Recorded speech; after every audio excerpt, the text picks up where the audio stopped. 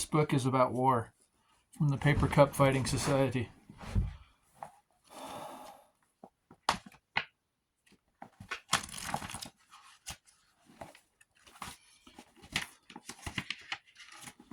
What is this book? I am learning to understand war. This book will help me. When I was a boy, this book taught me how to grow strong and happy. I used to read this book with my friends. We played in the woods and did all the activities together. We learned about fighting and had a good time. When I was a new soldier, this book got me ready to learn quickly. When the old soldiers tried to explain something to me, I understood it the first time. This book taught me little ideas that showed me big things. Sometimes when I try something new, I mess it up on the first time. So I was glad that I already had practice. It was easy to listen and help my team. When I was an old soldier, I used to read this book to teach new soldiers. When I came home, I read this book again to learn how to be happy. That wasn't easy either. Later, I read this book to my child. I wanted him to understand war so he could understand me. I don't want my son to go to war, but if he does, I want him to win. Every man must fight to be strong and know who he is. This book helps. The words in this book are easy for everyone. Some ideas in this book are very old. Almost no ideas are new. It is still a good book. I can tell if a book is good or bad, and I like this book. What is a warrior? The warrior knows that he is dead or will die today. That doesn't worry him. He has work to do. He keeps working. This is the first part of being a warrior. The second thing is winning. A warrior goes to battle and overcomes his enemy in combat by fighting. He wins by killing. It is his job. His tools are weapons. The third thing a good warrior does is live well. I don't mean rich foods and expensive horses. He can be poor, but a happy man will take care of what he owns. He protects his strength. At home, he eats real food and shares with his friends. He may go dancing or build a family. I am a warrior. My death is not important, and I have work to do. I will overcome and destroy my enemies. I live well. Can a man make himself sad, weak, and poor? Yes, of course he can. Can this man bless other people? No, he has nothing to give. A bitter man will hurt people that love him. A weak man makes his friends sad for fun. A good warrior is a blessing to his people. War is a big fight to find out who gets to make choices for everybody. The warrior can make choices that help his people. In the long run, one nation beats another by making more stuff and having more kids. This is called prosperity and fertility. It feels good to be a part of this. When I help make choices for everyone, this is what I want. Many things in life are like screwing the lid on a bottle. It's only easy if I do it right. When the threads line up correctly, I can turn the lid without trouble. It won't leak, and it will be easy to take the lid off again. If the threads are crooked, it will be difficult to turn the lid. The threads will jam. I could try to force it closed, but it will still leak. To close the bottle right, I must take the lid off and start over. Once the threads are straight, it will be easy to seal the bottle. Fighting is not like that. When I fight a man, he will probably fight me back. Winning will be difficult. That's okay. I don't care how hard it is. I want to win. I will make a complete fight. All of it will be difficult. First, I will prepare my body, skills, and equipment. It will cost money. I need to train hard every day. It might take years. My days of combat will be a struggle. When I begin to live with danger, I will feel a lot of different things. Sometimes fighting makes me feel like a brave knight standing against all evil. Sometimes fighting will make me feel weak and confused like a mouse inside a washing machine. Sometimes my war feels like a stone upon my shoulders. People will still need me after I finish my days of combat. We have something beautiful to build. I have something good to give to the people that I love. Chapter 1. I will be strong. During a fight, there are things that I must do. So, I relax and live out my training. I do whatever I need to do. During these times, I live without some of my agency. That means that the situation makes my choices for me. In a weird way, that means that wars are always fought by weak people. That is okay. When I'm in a war, it's okay that life is making some of my choices for me. My leaders will tell me what to do, and I will do it. When my leader shoots at me, he's telling me to hide in a ditch. So I will do that. Lots of people will have power over me. Some men hate having choices. They find a war or a job and give themselves away. Maybe they hope that combat will force them to be big and important. They want to be too busy to think. There's something scary here. Because they never practice making choices, they get worse and worse at choosing. They become helpless and feel weak, and they let other men make the choices for them. Sometimes I need to let go and be a little part in a big war. But someday this war is going to end. The point of fighting is winning. I win to bless my family and my people. I choose to be strong. That's what this chapter is about, choosing to be strong. This book talks about making my body strong. There are lessons here to learn the battlefield skills that a trooper uses every day. But a lot of this chapter is written about my heart. When my big moment comes, I will be the same thing that I have always been. My canteen taught me that I am real. When people still rode into battle with horses and fought with swords, they didn't wonder if they were real or not. They just knew that they had a body and could make a difference. Today, this is not true. People have been taught to ignore the world that you can touch. They have become just eyes looking at the computer. Everything a computer person wants begins and ends on a screen. Sometimes the screen shows a new picture and they feel like they have what they want. Then the picture changes and they have nothing again. A long time ago, I was a computer person, and I was sad. I could never get what I wanted because I never knew what I wanted. Never getting what I wanted taught me that I was weak. My canteen saved me. A canteen is a bottle of water that holds about a liter. It has a metal cup that fits on the bottom. It taught me that I am real. I bought the canteen and I filled it with clean water. Then I started to pay attention to my body. I tried to notice each time that I wanted some water. This helped me practice knowing what I really want. There were lots of times when I wanted a drink of water and I could drink from my canteen right away. This showed me that I can help myself. This taught me that I am strong. Sometimes I wanted to eat a meal, so I cooked something in the cup and I ate it. Then I washed the cup and refilled the bottle. I can take care of my things. This proved to me that I can make a difference. How can somebody be strong without knowing if he is real or not? Nobody is strong until he knows what he wants and feels like he can do something about it. People who feel weak and crushed inside can only make the world ugly. I will see myself clearly and do good for the people that I love. I am real. I have a body. I make the world better, just like I can make my life better. I can take care of myself and the world. I learned this from my canteen. Running will teach me right and wrong. Once I started wanting things, I noticed that I want some good things and some bad things.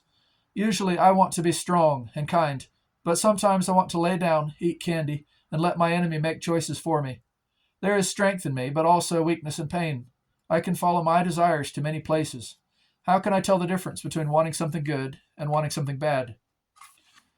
Running and alcohol will show me the difference between good and bad desire. When I run, it feels bad during the moment. Then, the rest of my life feels better because I'm healthy and strong. This is how I know that running is good. When I drink alcohol, it makes it difficult to know how much pain I feel. So I do feel a little better. But when the alcohol leaves my body, I will notice that it damaged me. I will feel worse than I did before drinking. I can try drinking more and more, but the pain gets worse each time and never really goes away. This is how I know that alcohol is bad. When I am thirsty, I drink water until I feel better. Then I stop wanting to drink water. Alcohol is not like that. Once I start to drink, I always want more. A drunk man never knows the right amount to drink, and his pain gets bigger the whole time. When I sleep well, my body knows when it is time to get up and work again. When I have a good meal, my body knows when we have had enough. I can trust my body to want the right amount of water. Because my body understands these things, I know that they are good. These are the things that will make me strong. There are things that my body cannot understand. Alcohol is like this, but there are some other things too. Some are on a computer. I never know when I've had enough. These things hide my pain from me and make it a little worse each day. That's how I know that they are bad. I will do what I want to do. Sometimes I might know something is bad and do it anyway. That's all right. I know what good means. I can do things that will hurt me and make me weak. I can also protect myself to be happy and strong. That choice is mine. I will learn from my rifle. I want to fight and win, so I will study the rifle. Training with a rifle is careful and deliberate. I never hurry or do training that might get someone hurt. However, fighting is a mess. My body will drip sweat as I crawl in and out of holes. I might get scared and shoot just to make noise.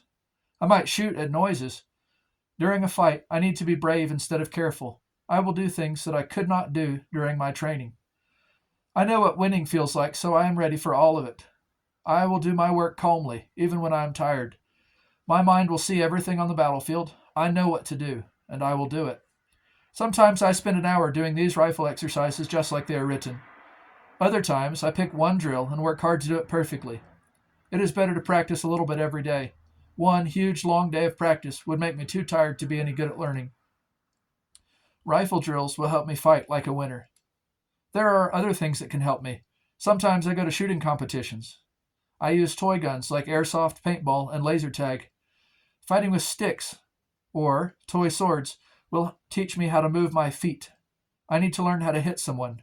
I need to learn how to get hit. I like sports where you hit somebody or wrestle them. Good video games are good practice for fighting. None of these games are just like fighting, but they can all help me anyway. When I put on my backpack and pick up my rifle, I need to fight like a winner.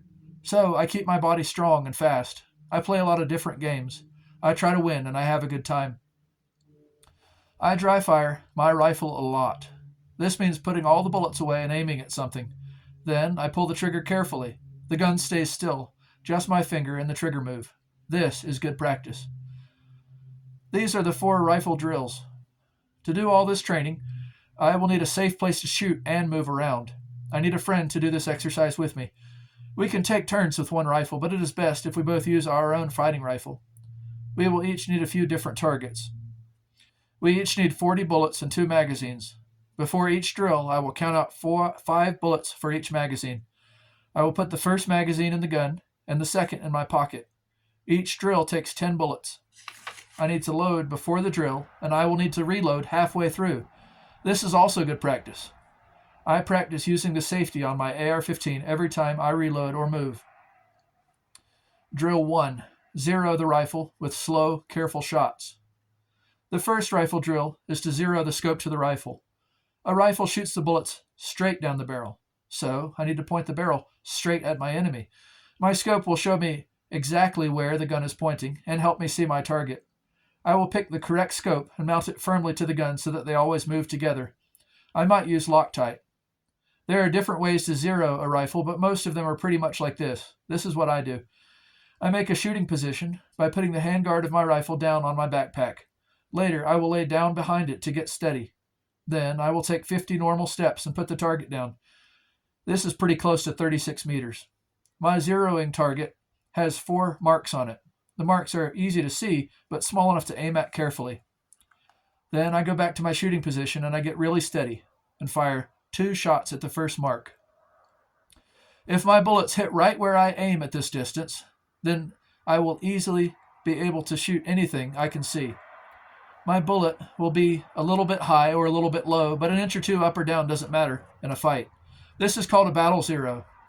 If my bullets do not hit my target right where I aim, then I need to fix something. Perhaps my scope is rattling loose on the rifle, or perhaps my shooting is bad.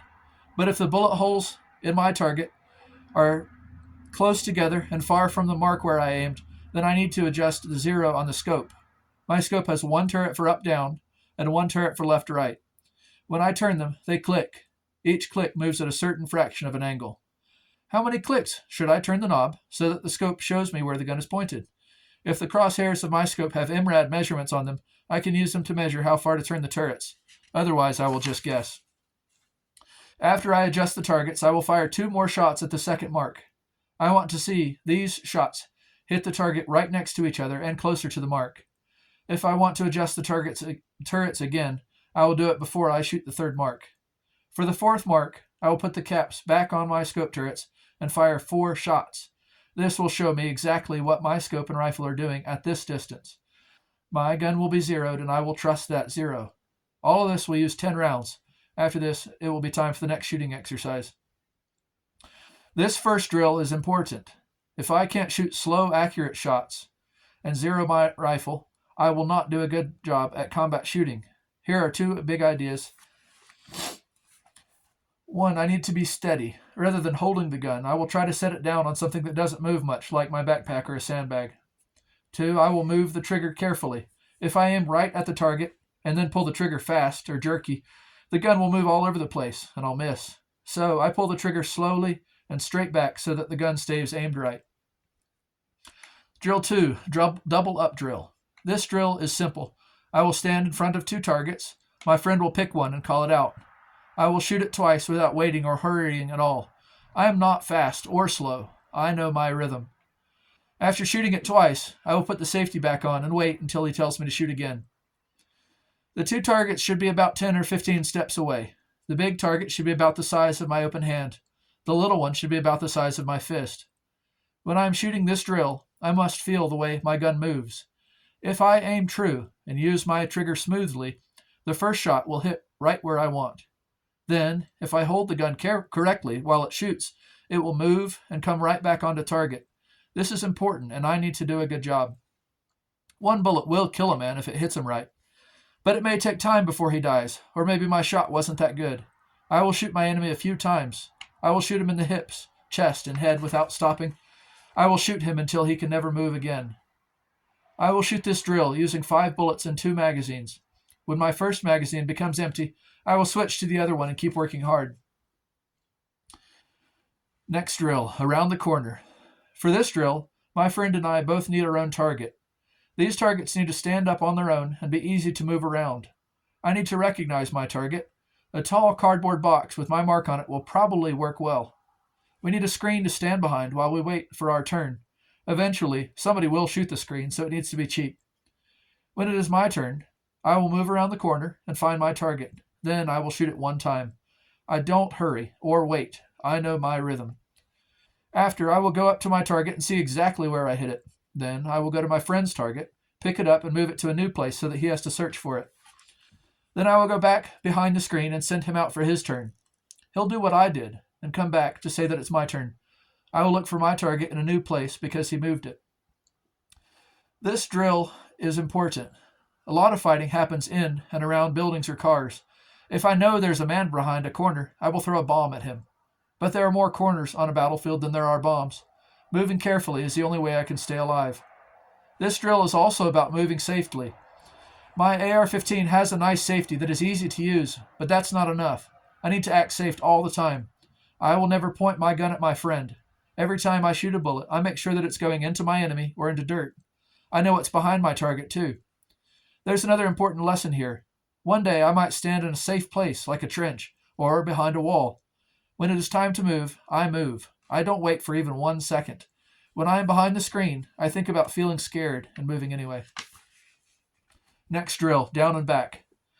The last drill is also simple. There's 1 target, a steel plate. I will shoot it 10 times from 3 stations.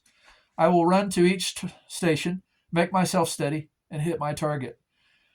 The target should be a steel circle about the size of my open hand. The stations are 50, 100, and 150 meters away from the target. When I get to each station, I can shoot while standing up, sitting, or kneeling. I can lay on my chest or my back. Maybe there's something to brace my gun against. I will load 5 rounds into each of my 2 magazines and start at the 50-meter station.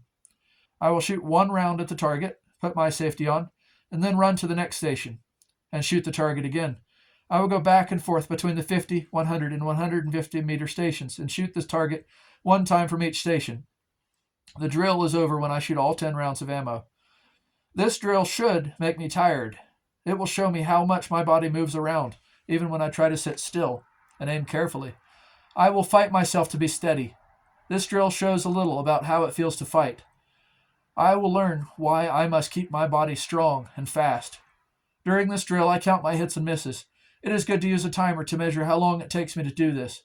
I want to get faster and more accurate. What did I learn from all these rifle drills? These 4 drills will show me what matters most for combat shooting. Now I know how it feels to train with a rifle. When it is time to fight, my hands and body will remember what we need to do. I know how it feels to train. I am learning how it feels to fight like a winner. However, I never stop trying to improve. These 4 drills are just the beginning. When I find a chance to learn, I take that chance. I talk to people. I read books and watch videos about shooting. I will take classes. How do I know the difference between a good teacher and a bad one? I know one thing. Fighting is just one more type of hard work. Any teacher selling a secret to make fighting easy is only a liar. When I meet this false teacher, I don't worry about whatever else he has to say. It's not important. There's another type of man. He spends all day thinking about fighting, but he doesn't know anything about winning. He is not brave or prosperous. Does he know the history of maps and armies? Does he have fancy weapons, or 150 different rifles? Can he shoot very fast? Maybe. None of these things are bad. He can probably teach me some good things.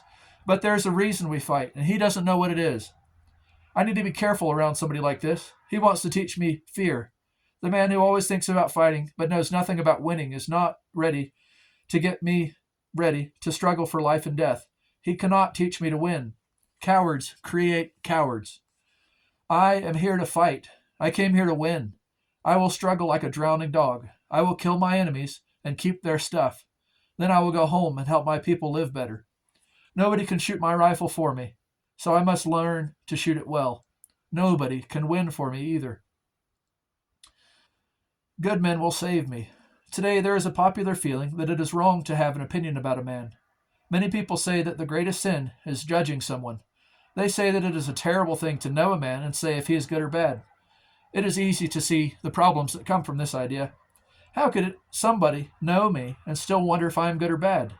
If nobody knew me, I would feel terribly lonely and depressed and weak. Can there be love or respect without judgment? No, and I need love and respect. I feel better when I'm with good people. Good friends will make me strong. When I work with a good leader, he will help me a lot. Because I trust him, I can try really hard. A good leader will help me avoid mistakes so I don't need to be afraid. I need him to know that I am good enough, so I will hide my fear and do my work correctly. When I have a good team beside me, I will fight to be the strong. I will fight to be stronger. I would be ashamed to be the weakest man, so I will always push myself. I would hate to be part of the weakest team, so I will always help my brothers. Not everybody is good enough to be on our team. When somebody new tries to join, we need to be a little bit mean to them. Then we can judge them and see if they're good enough. They'll either get stronger or go away, and then we'll feel like a team altogether. Some people think that being a leader means that nobody can judge you. That's the worst lie. Maybe a regular team member can hide what he does, but the leader can't. Everybody knows what he does. Everybody judges him. So he needs to be the best that we have. He needs to hide his weakness and fear all the time. What does my team need me to be? I will find out. I will be that man. I used to be alone. I was a bad friend. Learning to be strong means becoming a good friend. I met my friends at church, work, and school. They know what to expect from me.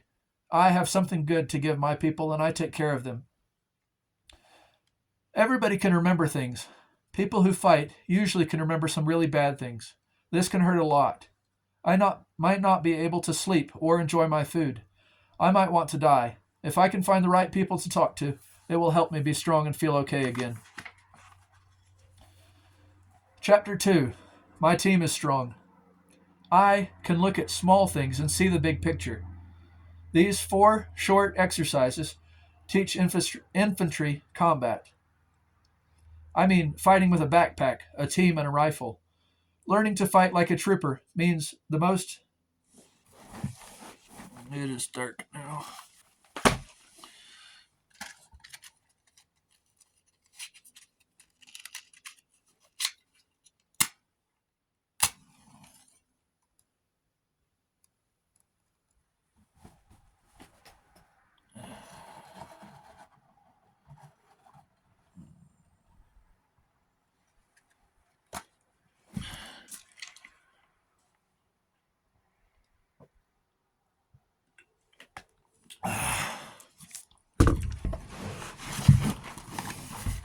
There we go.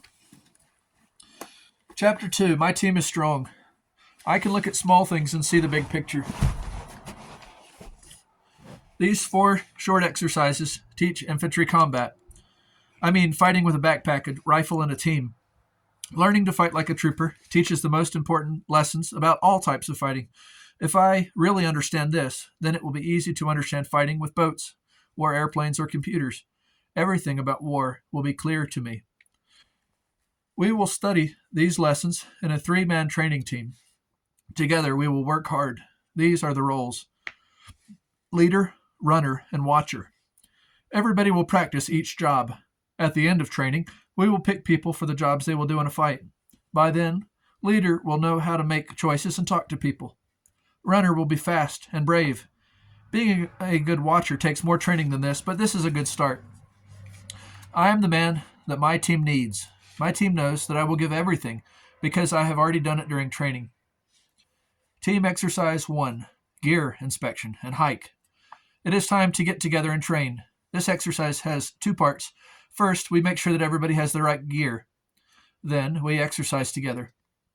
These instructions are an example. The first time, we will do a gear inspection and hike with packs. But there are so many things that we need to practice and train. Maybe next time, we need to do push-ups and sit-ups together. Maybe we need to have a range day to practice shooting. Since we know how to do this team exercise, it will be easy to plan other types of training. We will make our own plans. Here are a few notes about gear. The correct rifle is the AR-15. My gun is easy to carry and hard to break. Tough parts that work well will become popular, so I want a normal gun. A really bad gun might get me killed, but no gun can win for me. I won't blame the tool for what I do. I will probably buy a rifle with a 16-inch barrel that shoots .223 5.56 ammo and use it for a year before I change it much. I need an optic to help with my combat shooting. Magnified optics use lenses to make the target look bigger so I can see it better. Some can zoom in and out with moving lenses. Other optics are lighter and tougher, like red dots and prism scopes. Red dots are fast to use, cheap, and hard to break. There are also scopes that can see heat in the dark. I need something that will help me see my target and last for a long time. I will need stuff to fight. Some of it, like a cook stove or sleeping bag, can go down into the bottom of my backpack, but I can't dig out my whole bag whenever I need water, bullets, rain gear, or first aid supplies. That's what carry gear is for. Chest rigs, plate carriers, load-bearing equipment, and belt kits are all examples of carry gear. I will study these things and get what I need. Here's the inspection list. In my backpack, socks in a plastic bag, 2 bottles of water, metal cup or small pot, tortillas and peanut butter, a poncho. On my rifle, a sling, a 30 or 40 round magazine, an optic for combat shooting. In my pockets are carry gear, a knife and a lighter, a tourniquet with a clean hand towel and a plastic bag, 3 magazines or more. Before we get together, I will adjust the list. Do we need more water? Maybe we need gloves for the cold. Maybe we won't know what we need until after we get together and train a few times. The list needs to match our skill at fighting. When we first started, the important thing was to get everybody on the same page. So we used simple things that anybody could find, like black trash bags for rain protection. As we got better at fighting, our stuff also got better. Now we carry nice ponchos and rain jackets. How did we do the inspection? Before we got together, Leader made sure that everybody knew the list of items that we would check. We each got our own stuff together and came to the training place. We stood in a little circle. Leader held up his example of the first item and checked to be sure that everybody had his own. Then we went through the whole list. After checking that everybody had everything, we packed our stuff away in our pockets, backpacks, and carry gear, and we got ready to hike. How did we hike? Leader picked a place for us to walk. We want distances and places that will help us grow. In the beginning, it really wasn't that hard. Our first hike was about 3 hours long and covered 5 kilometers. We all walked the whole distance together with the slow people in the front. Having a complete set of gear shows that I know what it means to fight. Even if some of my things are old or cheap, I can still fight and win. A man who brings a few really nice things but doesn't have everything he needs is weak and useless. His kit is incomplete and unprepared because he does not know how to win. Everything that happens to him is an accident. This is the way to win. A paper cup can hold water, even though it may not be very strong. The broken pieces of a blue china bowl cannot hold water, even if they are sharp and have nice pictures printed on them. I need to understand this. Everything about fighting is just like this. Nothing matters more than completion.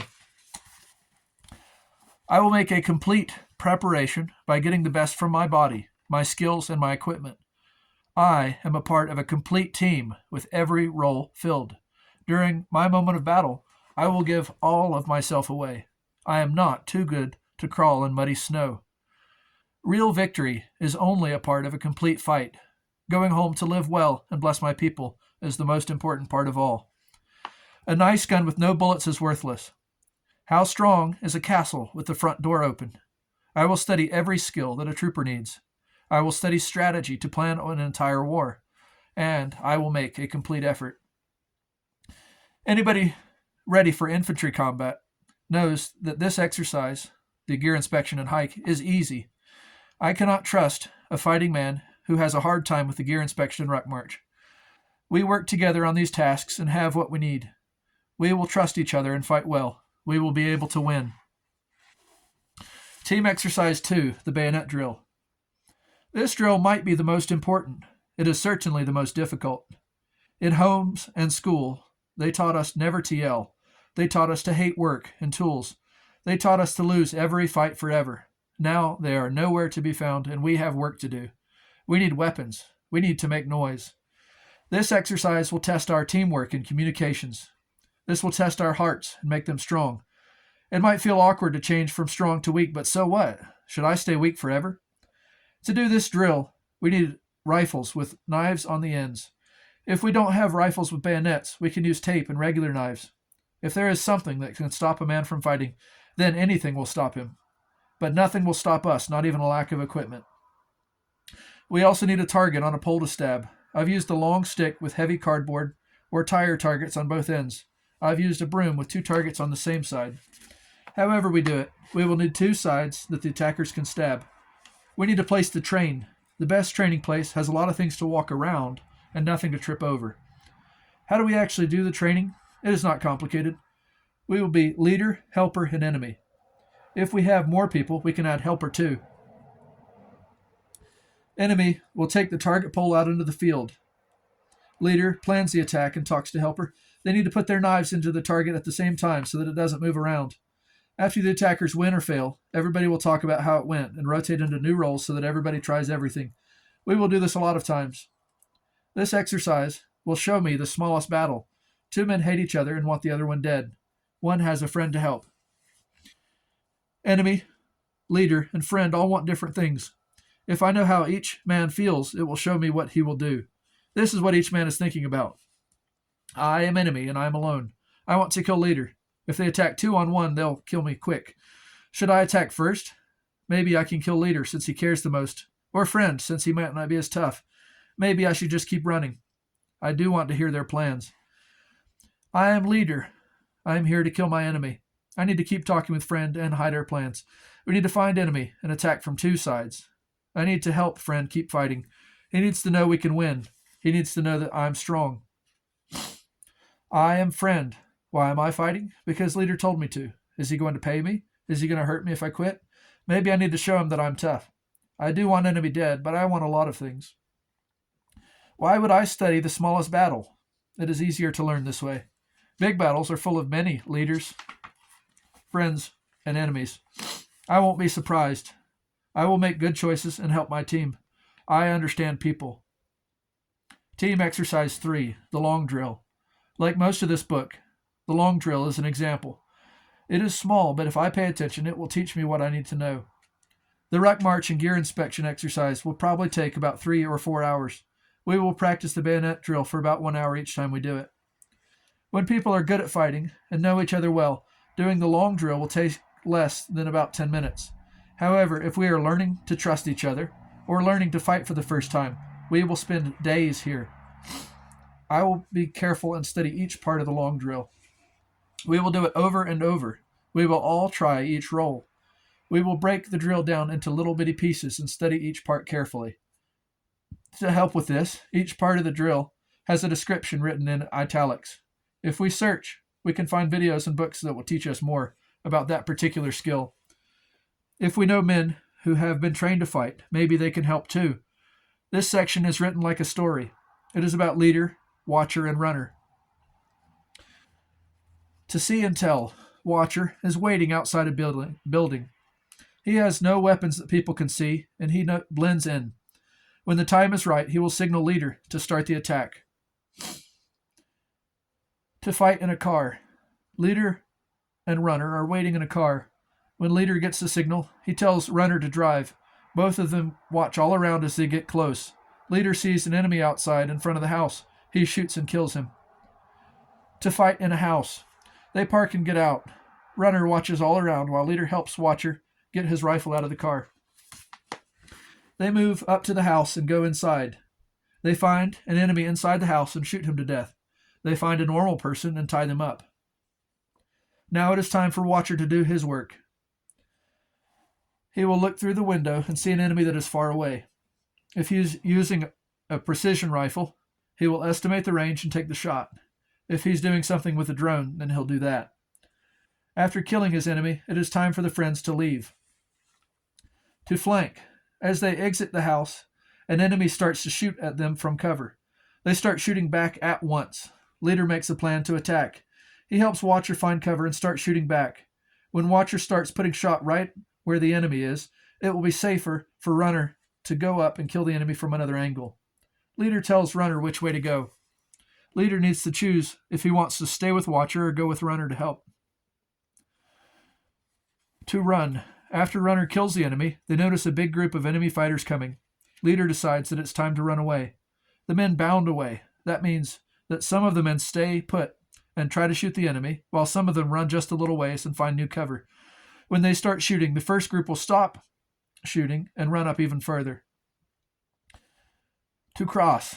They run away, bounding a few times. They come to an open area that is wide but not far across, like a road. They need to cross. Leader has watcher look one direction down the road. He looks the other way. After they watch for a while, leader sends runner across to check things out. After looking around for a little, runner will signal to leader that it's okay and watch down the road like leader was doing. Then leader runs quick across and starts watching the area that watcher was covering. Then watcher will come too. To make a fort, they go a little farther and leader decides that it's time to stop. He picks the place and sets himself in the middle with his men in a circle around so that every direction is covered. He checks on everybody. He wants to know if anybody is out of ammo or water. He needs to know if anyone has been hurt. This is called a patrol base. If the men are going to use this place for a while, they need to make it into a fort. The men talk about everything that happened. They want to know what went well and things that could have gone better. Team Exercise 4. A carpenter builds a house with the boards that he is given. Some of the boards will be strong and straight. Some of the boards will be twisted or full of knots, and he will use all of the boards. He will put the pretty boards where people can see them. He will use the strong boards to carry the weight of the house. When he needs little short boards, he will cut them out of the knotty ones. Building a team is like this. There are 2 parts to this exercise. First, we will conduct an exam. Then we will build ourselves a team for action. Only fighting for a long time can show us who is good at fighting. But this simple exam will show us some of the people who are bad at fighting. It will show us who is a weak board. We need space to work. We need chalk or paint to mark the ground and a deck of cards. Each man has his fighting stuff, his rifle and his carry gear. We will draw this hopscotch on the ground. Each time we do the test, we are studying 2 men. One needs to show that he can act like a good trooper. The other needs to act like a leader. Trooper will wear all of his fighting stuff. He jumps down the hopscotch on one leg, then hops back on the other. He can't step on a line, and his other foot can't touch the ground.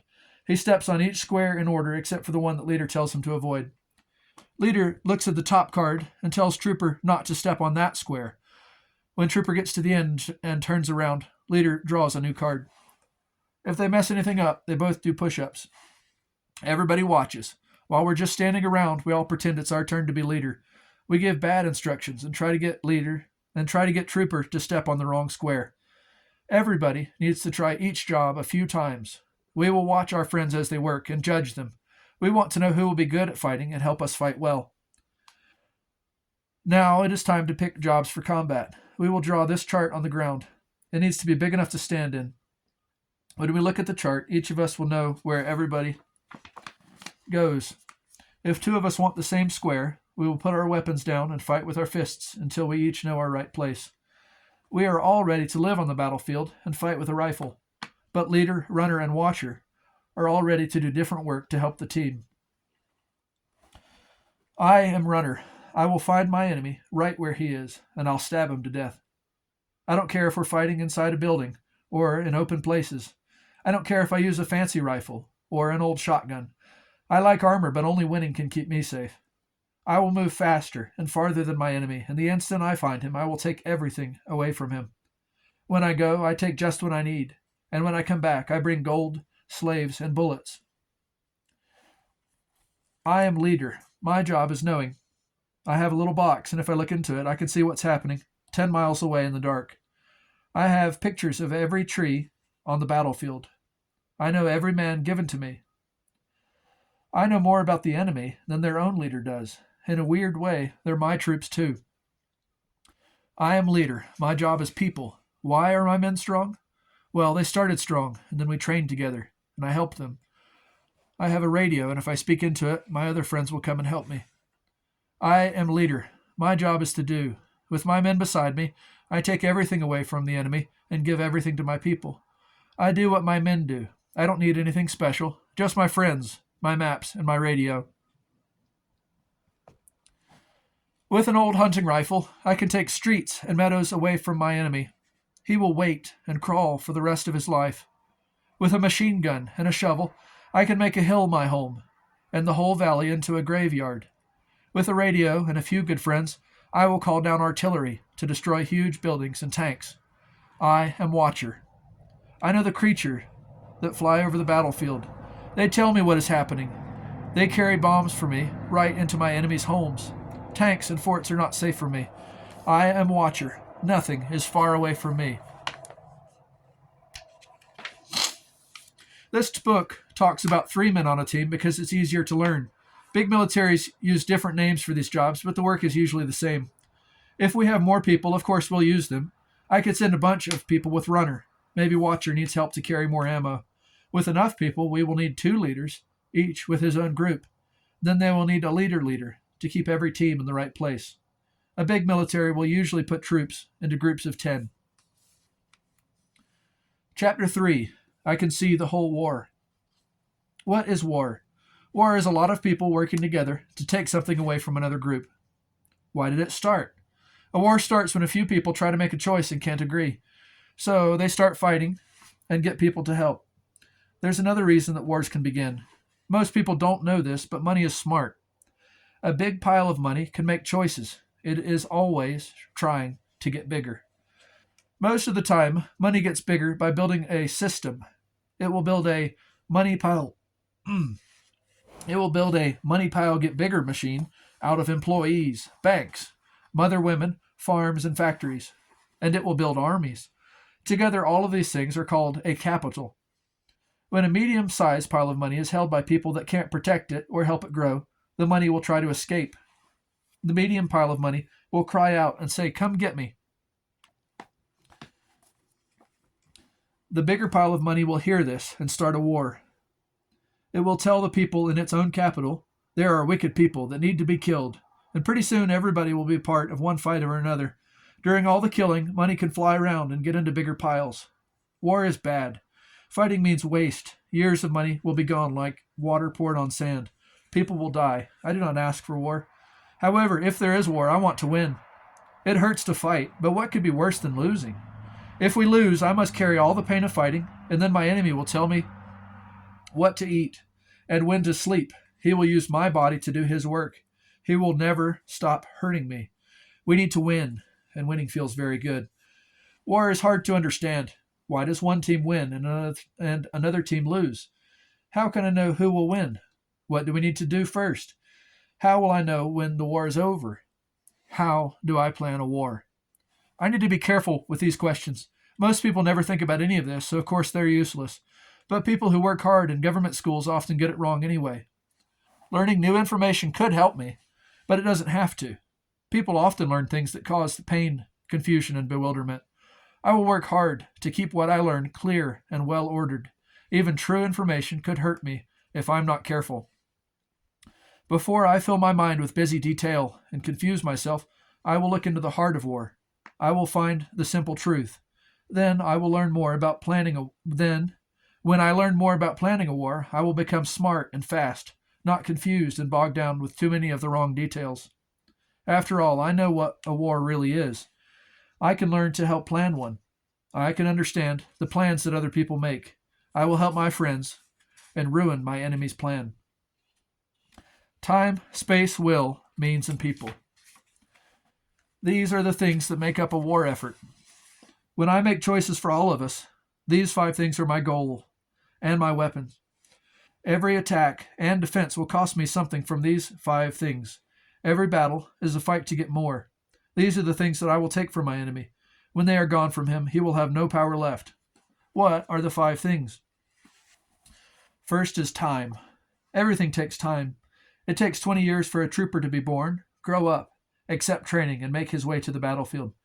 It will take more time for his leader to discover that the troopers are needed on a different hill. That leader must then gather his men, count them, and tell them where to go. After they get there, they need to dig in, which takes more time, and later he will tell them to attack. It all takes lots of time. War is slow. But when I come upon my enemy to destroy him, he will feel that everything is happening all at once. I will finish hurting him before he has time to think of a plan or escape.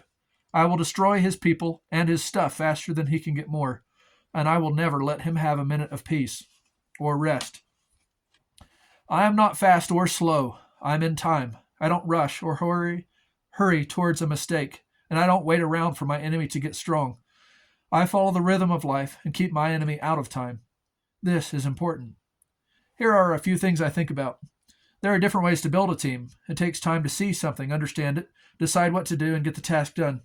If I lead from the front, I can see for myself. I can decide what to do and do it. This is the fastest way to make choices. But there are problems with building a team this way. If I'm right at the front of the fight, I will only know what I can see. It is hard to let people help me like this, and all of my plans need to be very simple. If I get hurt, then nobody will know what to do. But building my team this way will let me make very fast choices. I could also build my team around a headquarters. Then, my people out fighting in the field could call me on the radio and tell me where they are and what they see. Then I can tell everybody what to do. Since everybody is telling headquarters what's going on, there will be lots of information. I can make complicated plans and have my people attack from every side. There are also problems with this type of team. It takes a lot of time to find out what's happening, make a decision, and then tell people what to do. This type of thing requires good technology and smart people to use it. My enemy will have a chance to hear my plans on the radio and ruin them. My team is built right. We use both ideas. We have men who are smart and bold. They are field leaders. They can make some choices, and they can talk to headquarters. I trust them. Our headquarters is full of high-quality equipment and nice maps. We understand the battle. We keep track of things and make good plans for everybody. I am also faster than my enemy because I know more than he does. My team has the best scouts, maps, and spies. I am faster than my enemy because I'm just faster. We have better vehicles and we never get lost. My troops can cover more distance in an hour than his can. I also want to pick my battlefield. That way, I have time to put my people in the right places. I will find the places where I can move around easily, and my enemy will have a very hard time. Space. Different parts of the battlefield must be treated differently. In some places, I can take my boots off and sleep. On other parts of a battlefield, I cannot even drive a tank without being killed at once. I know the different types of place. When I find a new place, first I will observe it. I want to know everything about it and see everything. Then I will find a way to destroy anything in that area. Then I will make that area safe for my people. I will take the entire battlefield away from the enemy. All of it will be mine. Space on a battlefield is all about boundaries and how far weapons can shoot. Walls, forts, and bridges are all mine. I will destroy or build them to get what I want. Sometimes distance itself is a boundary. I know the ways people travel and how long it takes to get places. I know all about the chapter of this book called Things I Will Find on a Battlefield. This is important information. I cannot learn it quickly, so I will study and practice every day. Will. It is bad to hurt people. Jesus said so, but I already knew. We all know. So why would I ever hurt anyone? Well, not everyone is the same. Wicked people bring death and danger into the world. If a robber tells me, I'm going to kill you, then he created a situation where somebody is going to die. Can I change the situation so that nobody dies? Probably not. But I can pick who will die. He picked me to die today, but I will pick him back. If I let him win, he will bring death into the world over and over and over again. And if I win, I will go home to my friends and family. I don't bring death into this world, but when I see it, I can help. But this book is about the whole war. It's not about me at all. It's about my people, my kids, my wife, the people on my street. Can they save themselves? No, they can't fight. They can't stop the fight from coming home, to our streets and into our houses. But maybe I can help. When my group sends fighters, I can go. I will travel to meet my enemy so that the fight will be far away. During a battle, bombs fall everywhere, and houses turn into rubble. If we win far away, the bombs won't touch my family or my people. If I don't go fight, the people at home will hate me. They'll say that I'm weak and scared. Girls won't talk to me, and men won't give me a job. My life will be over anyway. Some men will not come home. I might get my hands blown off. I might die. But winning matters more. We're doing this together. So I will fight. I will leave my home and find my battle. If I die, I will die fighting. If I live, I will bless my people and live well. This is what I want.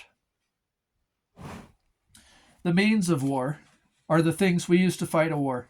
Of course, this includes my rifle, but I'm also talking about the bullets. The means of war is the bullet factory and the trains we use to carry bullets to the troopers. When we use big guns to shoot the planes that attack our trains, those guns are also part of the means of war. It's all the stuff and the things we need to make it. It is difficult to build a good war machine, and building it is not enough. We need to protect it and keep it working during the war. At the start, the means of war are not very different from normal prosperity. A rich country can switch from making normal stuff to making war stuff. Poor countries can only afford a crappy war effort. A poor country that tries too hard to make a nice war effort will stay poor forever. Any country will become poor if they fight for too long. Fighting a war will cost a lot of money and people. Most of the factories will be war factories, so there won't be as much normal stuff. However, if we win, we will be much richer and stronger in a few years. Things will be better later. People. It takes 5 things to fight a war. I already learned about time, space, will, and means. Now it is time to talk about people. Most people cannot become a trooper. Some people are too young or too old. Some people are sick or have bad eyes. Women can fight a little, but it will be difficult. They will all get hurt during training, and they will never fight as hard as men. Only armies that are very rich or very poor want women.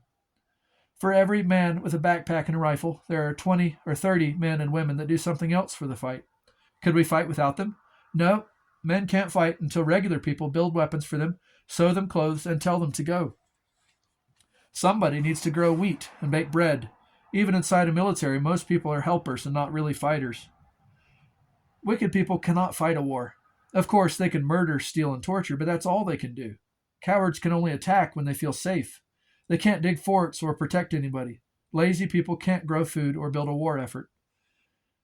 If greedy people sneak into the war machine, they will steal everything. The troops will always be hungry and never have any new boots. Giving more and more money to the war effort will only make this problem worse. This problem can only be fixed by having a good way to catch greedy people when they steal. I will look for good people and then watch them. People say that good always beats evil. That's not true, but a group of good people will be better at fighting than a group of wicked people. A strong nation is built by men who can put their family and country first. A strong man can always fight, even when he knows he will die. He knows that the best way to help his people is by helping to win the war. If he dies, other people will help his family and they will be okay. If he wins, his family will be happy when he comes back as a rich hero. In a weak nation, this is backwards. There is always a war, but there's never anything to win. In a weak nation full of wicked people, only the man can protect his family. If he dies, his family will also be destroyed. So, when a weak nation looks for people to put into their military, they can only find people that will never have kids. These weak and stupid people will take their paychecks and pretend to be troopers until a fight comes.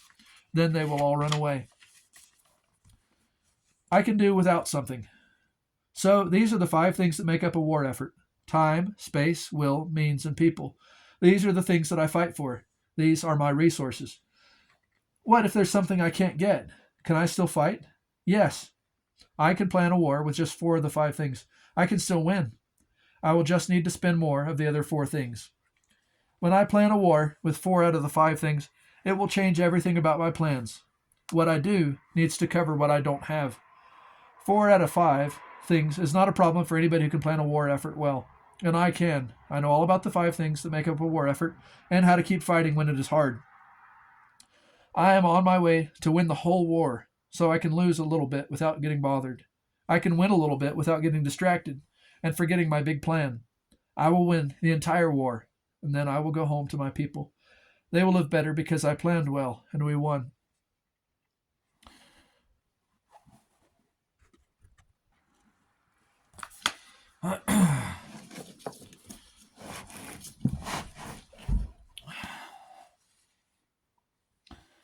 I can fight without time. When I attack a fort, the watchguards will yell for help. Then everybody in the fort will get ready and help fight. Then they will call for help from outside. Then my enemy will send more men and supplies to help defend the fort. He will try to attack me from different sides. Everything takes time. If my attack is good, I will finish before my enemy can send help. If my attack is really good, it will finish before the watchguards can call for help. What if he does it to me? Well, I don't want him to surprise me. I study the battlefield and try to see everything. I have a lot of spies and scouts. I have eyes in the sky. If my enemy buys gasoline for his truck, I know how much he paid for it and how much dripped onto the ground. I know where he is and where he's going. I make it really hard for him to sneak up on me. But it doesn't always work.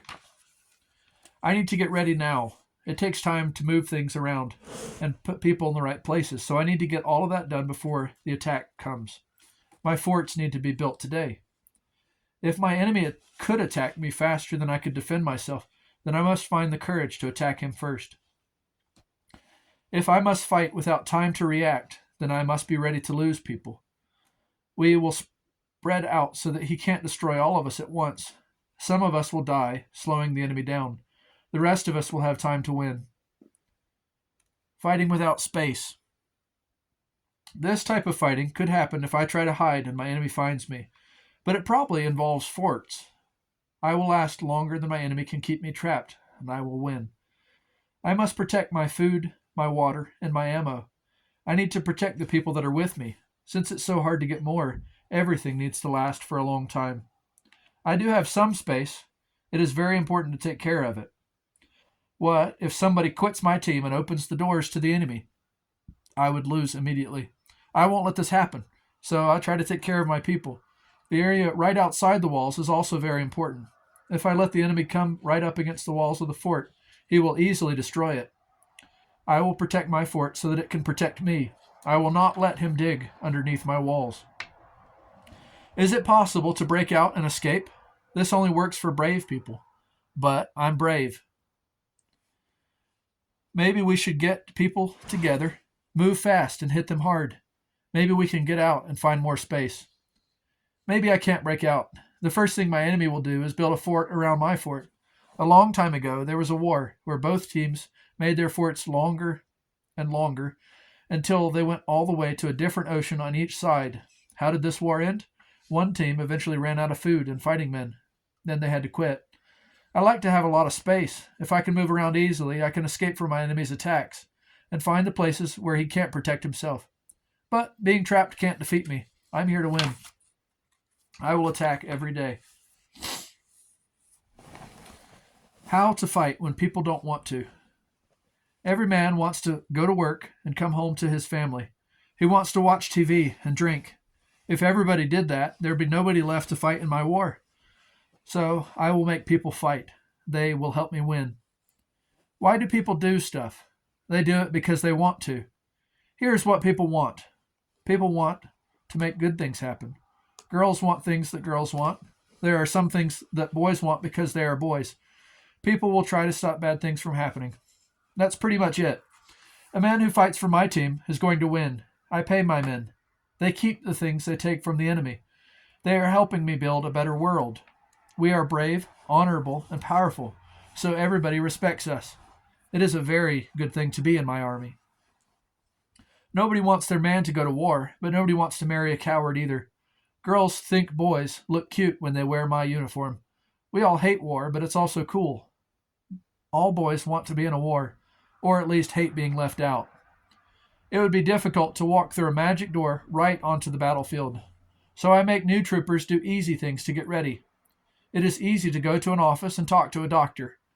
It is easy to put your name on a list and get on a train. It is also easy for men to start liking each other. If I put men into a group and make them do uncomfortable things, they will start to feel like brothers. They will love each other. If they love each other, they will stay together and go where I tell them to go. Maybe most of them want to leave, but somehow it will never be the right time to go. They might hate my war, but they love each other enough to keep fighting just to protect their friends. Of course, this is not true for a wicked man. A few people will always cause problems. Well, every army in the world can shoot people who try to quit. It's the law. People will fight to stop bad things from happening. Hating yourself is the worst thing that can happen to a man. Men feel good about themselves when they fight against evil and feel bad when they quit. I will use this to keep people from leaving my army. My fighting men will be better off if they believe that my war is a good thing. Belief used to be nothing but what a man could see. Since we invented newspapers, churches, and schools, belief is nothing but what a man is told. I must take care of the people who tell stories. They must be free to tell everyone what a good job I'm doing. Doing without the means of war. Wicked leaders have been telling us what to do. They made us poor and sad because they're mean. They're not like us. We want to be free. I will help my people. I will help us all. We don't have much. We have no factories or tanks. We don't have fighter jets, submarines, or blimps. That's not all bad, though. We don't need to send guys to protect all of our blimps. This war will be difficult. Maybe one day we can fight a big battle to settle everything once and for all, but it's probably better to just wait and get stronger. I can lead safe little fights. I know how to count the cost. After each fight, we need to be ready to fight again. We will win this war when the enemy is worn down and tired. This takes time. I probably won't live to see this war finished, but my people will. We need space. Our enemy can build a little fort and wait in it. My troopers can't do that.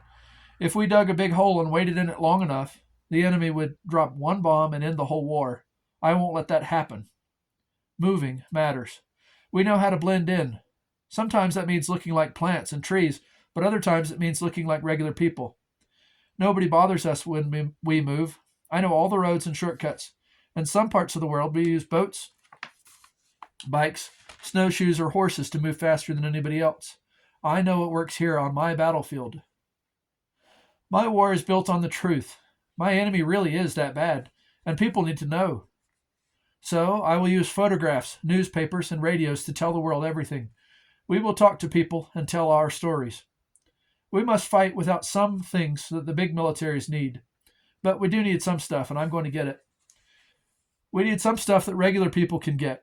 Maybe we can all chip in to get food and clothing. Sometimes we can steal from our enemy. This is best because we will be eating while he is hungry. Governments from other countries might watch the war and decide to help. They can give us guns, food, and training. But can they give us peace? I don't want my family living in a place where strange governments are giving out guns. This type of war works because in the long run, a big group of people will get what they want. My group wants me to help kick out a bad government. However, that doesn't mean that everybody is on my team. Some people hate change and work for the old government. Sometimes we attack by sending too many people for the enemy to deal with. Maybe it's okay if one of these troopers is secretly wicked. But in some parts of our organization, one secret enemy would ruin everything. We need to keep secrets. Almost everybody can help us. Kids can play in the street and tell their moms what the government people are doing. Moms can tell the old men who wander around, and then they can tell the leaders. Regular people can help us hide. Fighting alone. Can I fight a war all by myself? Of course. If I fight alone, I just need more time, space, will, and means. Time and space are the same to me. I will decide when the fighting starts, and I will pick the place. Until I attack, I will be the only one who knows that there is a war. I can move around and get ready to fight. I can take as much time as I want. But once the fighting starts, they will look for me and work hard to kill me. Should I plan a fast war or a slow war? There's good and bad about each option. Maybe I should stop protecting myself and fight a fast war. Maybe it's okay if I never come home. Instead of trying to be safe, I can put all of my effort into one big fight. This would make my life really simple. However, I could also hide and protect myself, and maybe I can attack again and again and again. My war will have more power the longer I fight. Regular people will get more and more afraid when nobody can stop me. I will fight my war for more than a year or less than an hour. Why am I doing this? Most wars are planned by people who already have a lot of power. They want more people to boss around. They want to capture more farmland and more factories. But I don't have many people to boss around. If I had a factory, the bank would come and foreclose it. Running a whole capital is very difficult. The strategy I use to fight without people helping cannot win factories or money or slaves. Here are two things that I could win. I could try to get attention for my ideas. Maybe people would agree with me once they heard what I'm talking about. Or maybe there's something I could do. I could kill a few bad guys all by myself. I could use violence to punish a group. There's something wrong with this type of war. The big group of people will always get what they want. If I'm fighting for a good thing, why won't they help me? Most troopers carry just one gun. Their backup gun is their friend's rifle. Since I have no team, I might carry a pistol. Maybe I'll carry 3 guns. Or maybe my war doesn't need any guns at all. There are bombs, computer viruses, and drones. I could start fires. What weapons do I need? I won't know until I decide what I'm trying to win. I must pick weapons that are easy to get and use. I can't let the police notice me while I'm getting my stuff. People who fight without the means of war use guerrilla strategy. This is when everybody wants help, but nobody has the war stuff they need, like weapons, boots, and airplanes. If I'm fighting a guerrilla war, at least 1 in 3 people will help me get food, or help me hide if I ask. This strategy is different. Fighting a war without people to help is called terrorism. In terrorism, only 1 person in 1,000 would help me if I asked. Most people would tell the police. Then the police would come and kill me on the same day. Can I invite some people to help me and still keep my war a secret? This will be difficult. I need to be careful. I only want to work with people that I've known for a long time who agree with me about my war. The government will play tricks to catch me. There are police officers who look like normal people and talk every day about fighting the capital. They may act like my friend. Then, if I do what they ask, they'll put me in jail or kill me. Sometimes I want to go online and brag about my ideas and all my plans, but the government can read everything on the internet, so I'd never do it. Almost everybody in jail got caught because somebody told the police. Sometimes a man will give up on fighting and become a tattletale. If a girl stops loving her man, she will usually tell the police everything she knows. I will learn about my people and help them feel good. I just can't let them tattle. Our team is built like a spy team. In all types of war, the commander splits his men into groups. He picks a leader for each group. He tells the leaders what needs to be done, and they tell the men what to do. We do all of this too, but there's something else we need to think about. Torture. If they catch one of us, he will tell everything he knows. So we're careful about what people know. The commander knows all the leaders, but he's the only one. Each leader knows his commander, and he knows his own men, but he doesn't know the other groups. Each fighting man only knows his own group. The leaders need to find their own fighting men, and the commander doesn't know them at all. That way, if somebody does tattle, the capital can only catch some of us, and the rest can keep fighting. I understand strategy. Every leader on the battlefield is thinking about the best way to protect his war effort and win. I just read about 5 different ways to plan a war. Each different type of war plan was built to deal with not having something. I will recognize my strengths and my weaknesses and then plan my war. My enemy is also planning a war, and even if he never reads this book, he is thinking about all the same things. I will study my enemy until I know what he can't get. This will show me what he is trying to do. I will find out what he can't live without, then I will take it. Chapter 4. What will I find on the battlefield? I am on my way to battle. Before I go, I will work hard to learn. I study war, of course, but I also study everything else. The details of a fight are always changing. However, some things never change at all. I will not be surprised by the land or the water. I understand every weapon on my battlefield. I know about space and movement. I know how attacks go. I know what stops them. Land. The first thing I need to understand is Earth itself. My battle will follow the flow of the land. Space on a battlefield is often defined by Earth as it rises into hills and settles into valleys. In some places, I can see a long way, and bullets can cross the whole area. In other places, the Earth rises up. In these places, bullets can't pass at all. Men can only walk slowly, and trucks can't move. Often, being safe means putting dirt between me and the enemy. Troopers carry shovels to make their own holes to hide in. I like to make safe places that can watch a big area. In places there are plants growing to cover the earth. Sometimes I can use trees for fuel or building my forts. Trees can help people hide. This is true even when the searchers use good tools like thermal cameras and helicopters. If a big army tries to fight a small army in a forest for long enough, they will probably start to fight against the trees. Weapons that can usually shoot a long way might not work if there are a lot of plants everywhere. Water. I need to understand water. First, I will learn how to get some. 4 hours without water to drink might kill me. 24 hours will. I need to find water. I know how to make it safe with a filter, chemicals, or boiling. Next, I learn about water as a barrier. I know how armies move across rivers. Tunnels, fords, and bridges will help me. I know why beach landings are difficult. When I chase my enemy down, the water will not stop me. When he tries to run away, I will trap him and drown him. I will make water into a road. War is heavy, and there are always things and people to move. I know what shipping can do for me. I know what my enemy is trying to do with his boats. I will stop him and take his stuff, or put it on the bottom. Water is a battlefield all on its own. In some ways, all fighting is the same, but there are some funny things about fighting on the water. The first is that it's a big problem to find the enemy. No other type of fighting involves so much distance and so many empty places. The fight will probably continue until one side is completely destroyed. The bigger and nicer team of ships will almost always win. Fighting on the water is very expensive. A fighter jet and pilot cost a ton of money, but it is worth the cost if he flies his plane right into an enemy ship and they all explode together. New things usually change war just a little bit at a time. But on the water, new things can change things a lot. Fighting with a navy on the water is very important and very expensive.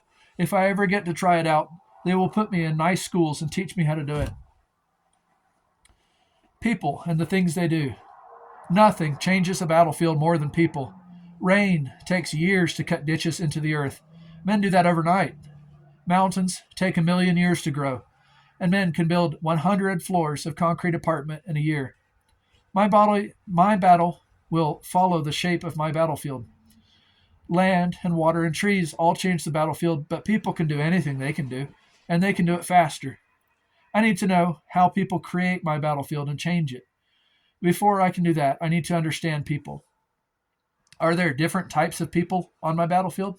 Yes, I know all the types of people. I know how boys and girls are different. I know the differences between the races and between old people and young people. There are some people who can't do anything but talk. Then there are the useful people. These are the ones that can make things and grow food. They make the world. These are the people who can become fighters.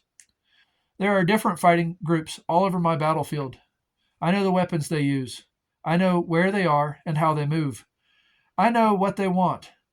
I know their leaders and the moods of their leaders. Building a fort. I know about forts. I know how to lay down with my rifle and a shovel and dig a small fort in 30 minutes if the ground is good. It will protect me from bullets and bombs that fall. War is about attacking and defending. Sometimes building forts works better than attacking them. During these times, men build castles and huge lines of cement bunkers. Other times, weapons are better than the tools we use for defense. When it's like this, I need to use other ideas to stay safe, like moving around, hiding, and attacking first. During these times, forts spread out and move underground, but they never go away. Every war has a lot of forts in it. For the last little while, trenches have been very important. I know why trenches run in a zigzag shape and have boards on the floor. My trenches have places for men to stand with machine guns and rifles. They will shoot out and protect all of us. I know about shovels and sandbags. I know about heavy digging machines and the big square Hesco sandbags. I know about hiding forts, especially from things that fly. All good forts have a roof, even if it's just a green tarp or cardboard. I understand how forts protect each other. When I dig trenches, they are like rings in a tree. If the enemy takes one, we can keep fighting from the others. I like to put forts close to other forts. Then, when the enemy attacks one, the other forts can gun him down with cannons and machine guns. Vehicles. People don't like to walk if they can ride. Horses help, but trucks and tanks are better. I will find normal vehicles on my battlefield. Can I use them? Maybe so. Using civilian trucks and cars could help me blend in and be cheaper. Most militaries have some normal vehicles. The tank is a vehicle made just for war. Tanks can drive on hills and rocks. They usually have a flat steel belt that touches the ground instead of normal wheels. These are called tracks, and they help the tank move around even when the ground is bad. Tanks have a big weapon built to attack. On a boy tank, it is a cannon built to look right at something and blow it up. They're pretty good for attacking forts and other tanks.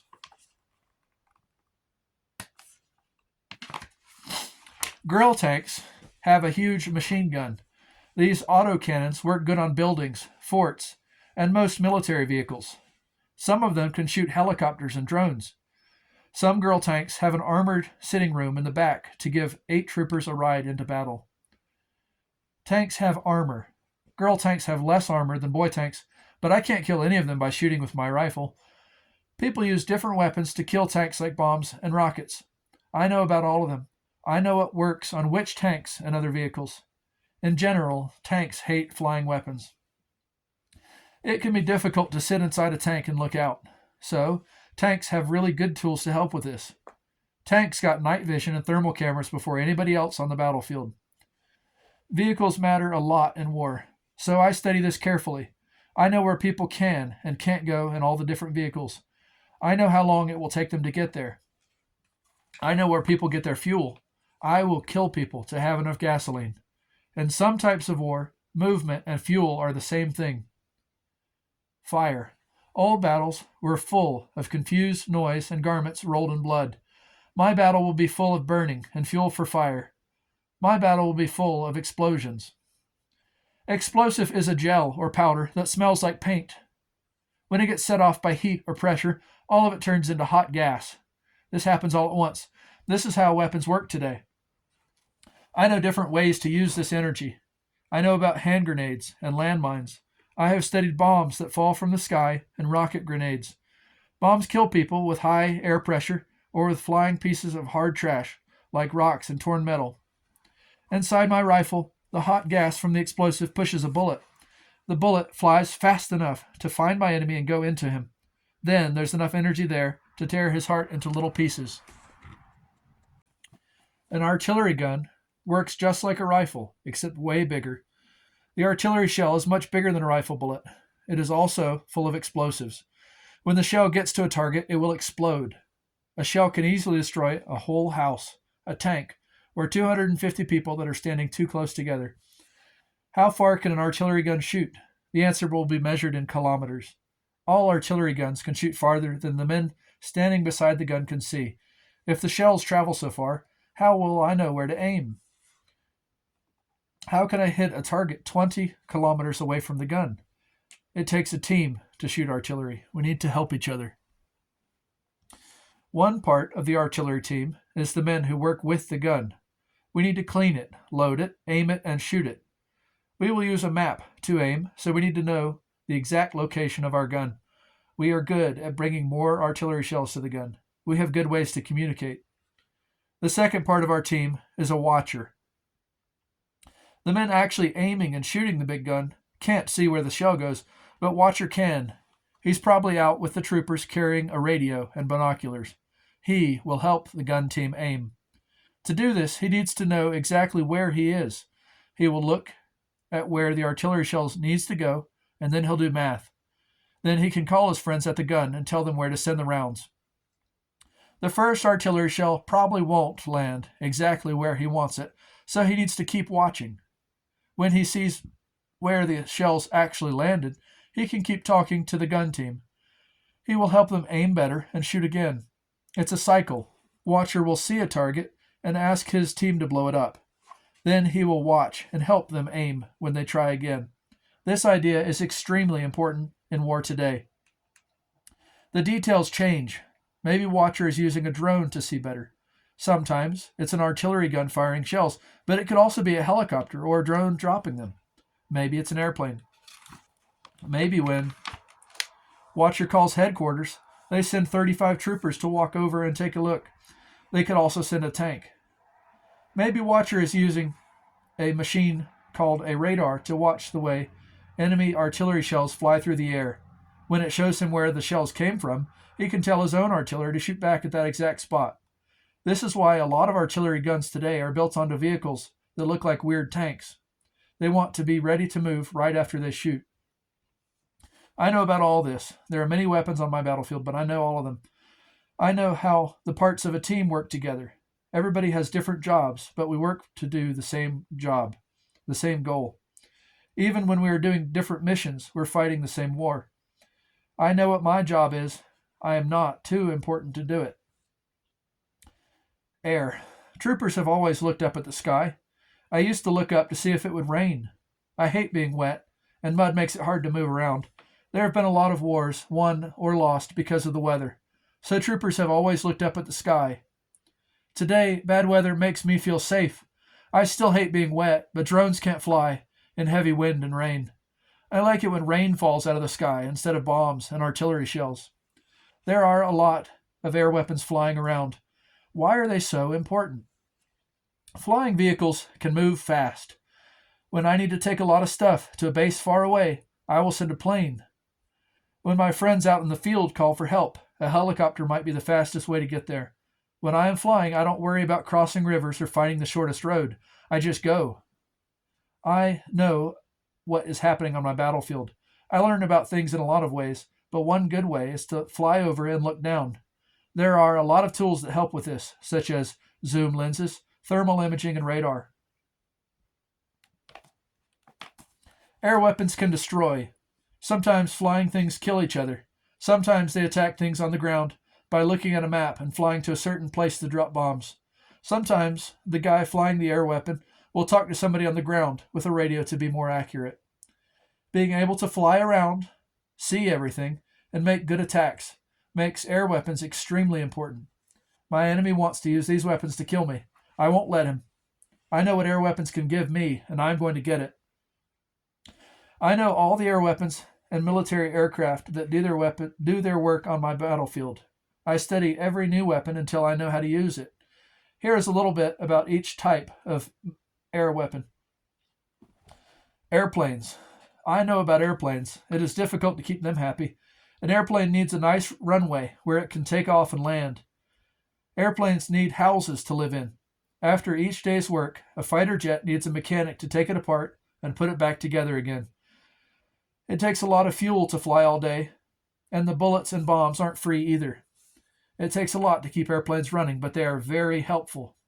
Some planes fly very, very fast and are good at fighting other things that fly. Some planes are slower and built to take pictures or attack things on the ground. Some planes can carry a huge amount of stuff. In general, shooting down an airplane with a gun is too difficult. Even big guns like artillery and autocannons cannot do a good job.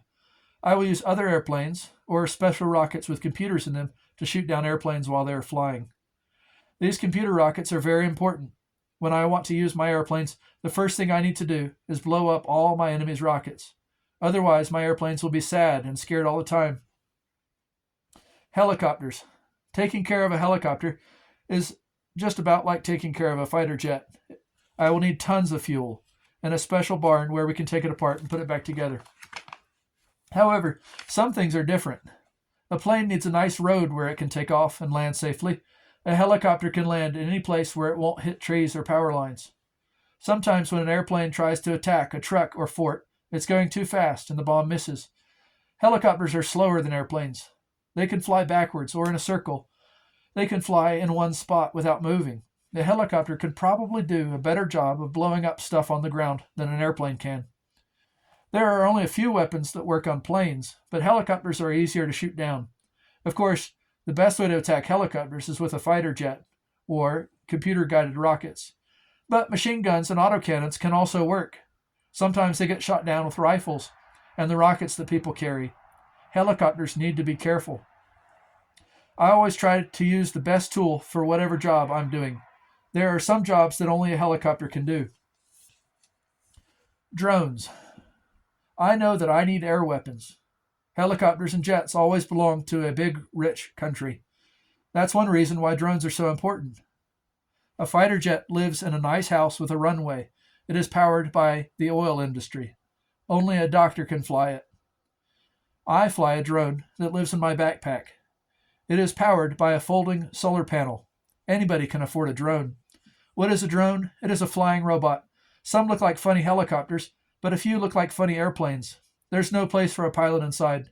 Instead, they get their instructions from a built-in computer brain or a watcher using a remote control with a radio or a wire. Or sometimes they use a bunch of these things. Most drones can't carry much weight. They are mostly used for the other air jobs, looking at everything on a battlefield, fighting other flying machines, or attacking things on the ground. Drones are really good at a few things. When a watcher wants to see everything or help an artillery team aim their guns, he can use a drone. The artillery will be very accurate. Drones can also carry the bombs and put them right where they can do the most damage. War is not like it was. Drones changed almost everything. Are there ways to fight drones? Yes, of course. When I build forts, I always put a roof to hide me. Each room has its own protection so that a bomb in one room will only ruin the things that are in that room. I know about shooting drones or sending another drone to blow them up. Most weapons built to shoot down big airplanes and helicopters do not work on drones. When drones use radios to talk, I know how to listen in. I will find the drone and the man telling it what to do with the radio. Electronic warfare. This is my flashlight. I like it. It has a momentary switch.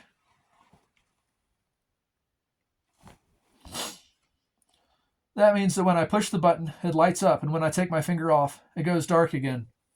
My friends and I use lights like this to send messages. It's fun. We just stand where we can see each other and blink out a message. When we started, we used simple codes like 1 for yes, 2 for no, and 3 for run away. Now we use Morse code to spell out whole words and messages. In the right type of area, we can send messages for miles. It is not easy to send messages this way. Maybe my friend isn't in the right place, and he can't see me flash the message. My enemy could also see us shining our lights. He could find us and attack. He could write down the message. Maybe he could get his own flashlight, learn our codes, and pretend to be one of us. I need to deal with all of these problems. Flashlights send out light, which is radiation. There is another type of radiation. It spreads out and travels just like light does, but I can't see it with my eyes. Just like lights, I can use it to send a message in code. I'm talking about radio waves. My walkie-talkie works like this. It listens to my voice and turns it into a radio wave. That radio wave spreads out in all directions like light from a lantern. The radio wave can go through most obstacles and travel a long way to reach my friend. His walkie-talkie will turn the signal back into the noise of my voice. I like using walkie-talkies because I don't need to worry about learning Morse code, planning times to talk, or climbing hills. The walkie-talkie makes it simple. I just talk, and if my friend isn't too far away, he will hear me. He can talk back. In some ways, the walkie-talkie is just like sending Morse code with a flashlight. In other ways, it's a lot easier. There are a lot of other tools that work this way. A remote control robot just works just like a walkie-talkie, but instead of a voice, the radio wave carries instructions about how to move. This is also how a television works. The picture signal is sent inside a radio wave, and the receiver turns the signal back into a picture. The most powerful weapons on my battlefield need radio waves to work. Jet fighters, battleships, drones, and tanks are all constantly sending out radio waves to talk to their friends. When armies realized they could do these things, they changed everything about the way they fight, and plans became complicated. Today, almost everything on a battlefield can send out radio waves. Even artillery shells from a mortar send out radio waves. There's something else I can do with my flashlight. I use it to see in the dark. When I send out light, some of it bounces back. Then it goes into my eye and makes a picture. I can do the same thing with radio waves. A lot of machines send out radio waves and then watch them bounce back to make a picture. This is called radar. The artillery shell uses radar to watch where it is going. If it goes into the ground, all of the energy will just move dirt around. Sometimes that's fine, but sometimes the shell uses radar to watch for the ground and explode right over people's heads. That way, all the energy goes into their body and kills them. Ships, airplanes, drones, missiles, bombs, and rockets all use radio waves to make a radar picture. The battle is full of radio waves. Some carry a message, and some of them are used to make radar pictures. Some of the radio waves came from people on my team, and some of the radio waves came from my enemy. When I was a young soldier, standing on a hill, using my flashlight to send Morse code, I felt like everybody could see me. Would my light show people where I was? Could they read the message and know my plan? Maybe. But now it's my turn. I will hear the things that my enemy wanted to keep secret. Every time he sends out a message, I will know where he is and what he's saying.